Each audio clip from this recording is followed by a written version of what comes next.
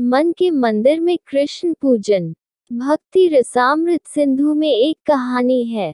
वहाँ वर्णित है कि एक ब्राह्मण, वह एक महान भक्त था। वह मंदिर की पूजा में बहुत शानदार सेवा पेश करना चाहता था, लेकिन उसके पास धन नहीं था।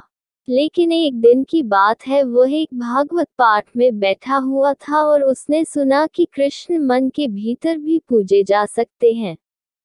तो उसने इस अवसर का लाभ उठाया, क्योंकि वह एक लंबे समय से सोच रहा था कि कैसे बहुत शान से कृष्ण की पूजा करूं, लेकिन उसके धन पैसे नहीं था।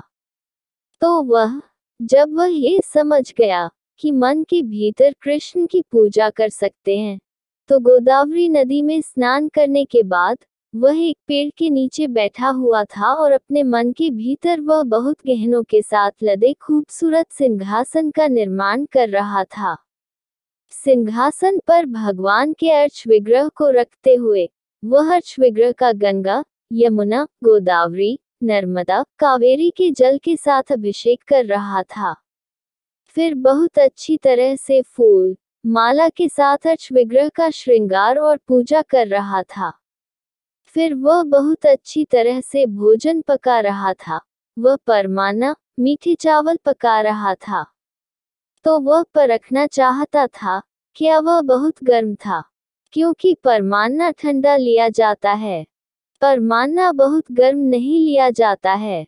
तो उसने परमान्ना में अपनी उंगली डाली और उसकी उंगली जल गई। तब उसका ध्यान टूटा, क्योंकि वहां कुछ भी नहीं था, केवल अपने मन के भीतर वह सब कुछ कर रहा था।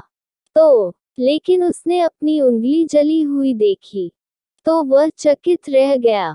इस तरह वैकुंठ से नारायण मुस्कुरा रहे थे। देवी लक्ष्मी जी ने पूछा, आप क्यों मुस्कुरा रहे हैं?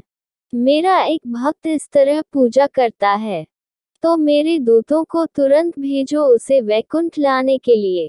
तो भक्ति योग इतना अच्छा है कि भले ही आपके पास भगवान की भव्य पूजा के लिए साधन न हो, आप मन के भीतर यह कर सकते हो। ये भी संभव है। हरे कृष्ण।